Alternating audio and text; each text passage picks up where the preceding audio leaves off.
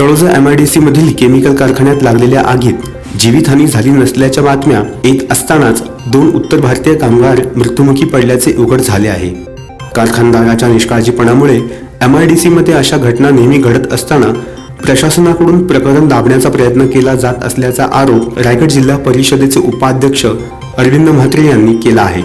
तसेच संबंधित कारखान्यांच्या मालकांवर गुन्हा दाखल होत नाही तोपर्यंत मृतदेह ताब्यात घेण्यास सुद्धा नातेवाईकांनी नकार दिला आहे। दरम्यान या घटनेनंतर 4 जणांवर गुन्हा दाखल केला असल्याची माहिती तळोजा पोलीस स्टेशनचे मुख्य पोलीस निरीक्षक रवींद्र बुधवंत यांनी दिली आहे। W75 या तळोजा MIDC मध्ये काल दुर्घटना झाली, 2 मृत्युमुखी झाले। पहिली गोष्ट मृत्युमुखी झाली हे दाखवतच नव्हते, म्हणजे ही यंत्रणा अशी आहे का या इंडस्ट्रीवाले केमिकलवाले फार पोलीस स्टेशन पासून तर जे इन्स्पेक्टर तळोजा जो इंडस्ट्रीला जो NOC दिली जातोय आणि ज्यावेळी आम्ही पडताळून पाहिली तर खरोखर या NOC सुद्धा या इंडस्ट्रीची नाही आहे। म्हणजे अशा पद्धतीने स्फोटक पदार्थाचं उत्पन्न करणाऱ्या कंपन्या तळोजा MIDC मध्ये असल्यामुळे या हप्त्यामध्ये या 8 दिवसामध्ये दुसरी घटना आहे।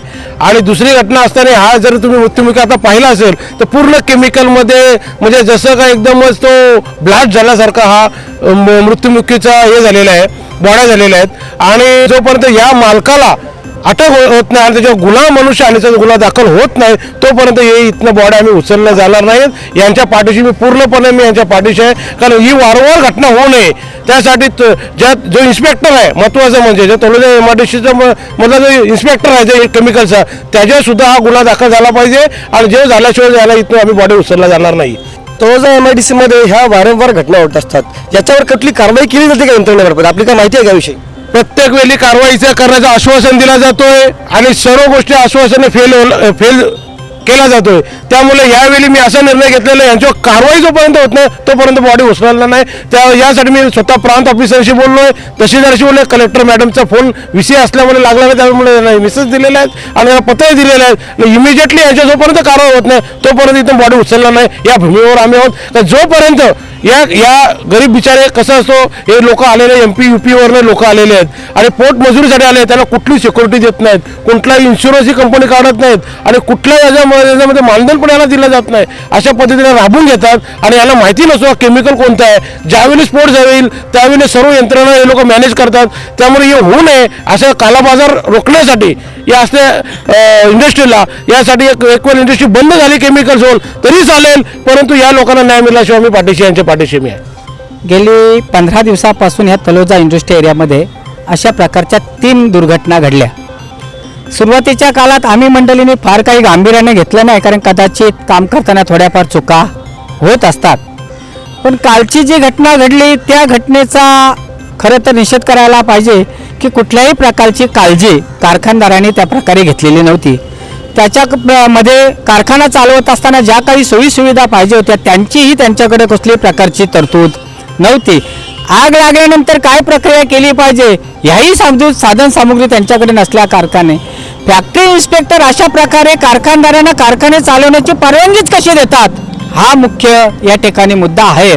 काल या 2 लोकांची जी जीवितहानी झाली, खरं तर उत्तर भारतीय ते लोक आहेत। आज जर ही मंडळी गाववाली किंवा आगरी लोक असते तर इथं अराजक माजला असता, परंतु आम्ही मंडळीने विचार केला की ही 2 लोकांचा जीव गेले, परंतु आज त्यांच्या पाठीमागे असणारा जो पोशिंदा आहे ती मंडळी आज रस्त्यावर आली।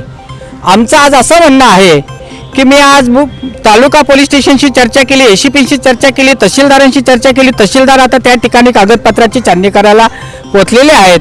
बुद्धिवंत साहेबांनी सांगितले की आम्ही त्यांच्यावर गुन्हा दाखल केले, त्यांचे 3 लोक ताब्यातही घेतलेले आहेत।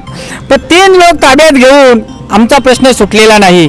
जे मूळ कारखानदार आहेत, जे मूळ मालक आहेत त्यांना ताब्यात घेतल्याशिवाय ह्या बॉड्या आम्ही ताब्यात घेणार नाही असा आमचा निर्णय आज या ठिकाणी झालेला आहे। काल 4:30 वाजता निडिलेक्स फाईन कॅम्प प्रायव्हेट लिमिटेड या केमिकल कंपनीला आग लागली होती। आगीचं माहिती समजल्यानंतर आम्ही तिथे गेलो, फायर ब्रिगेडचे लोक आले तिथे। फायर ब्रिगेडने आणि दीपक कंपनीच्या फायरच्या टीमने ती आग आटोक्यात आणण्याचा प्रयत्न केला। 7:30 ते 7:45च्या दरम्यान ती आग आटोक्यात आली, परंतु केमिकल कंपनीची आग असल्यामुळे आणि आतमध्ये काय काय केमिकल आहेत याची माहिती आपल्याला लगेचच मिळत नाही, त्याच्यामुळं त्याच्यात कुणालाही मध्ये एंट्री करता येत नाही। आग एवढ्या मोठ्या प्रमाणात असते केमिकलची आग ही, त्याच्यामुळं कुणी जाऊ शकत नाही आग आटोक्यात आल्यानंतर आपण ती जाऊन सर्च केला, त्याच्या 2 डेड बॉडीज मिळाल्या. त्यांच्या गुन्हा दाखल केलेला आहे. कोणावर गुन्हा दाखल केला आहे, काय आणि काय? कंपनीचे चालक आणि मालक. आता मालक कोण आहे आणि चालक, त्याच्या काही कंपनी चालवणं 7 लोक तिथं होते. त्याच्यातले ते आपण 4 लोकांवर गुन्हा दाखल केलेला आहे.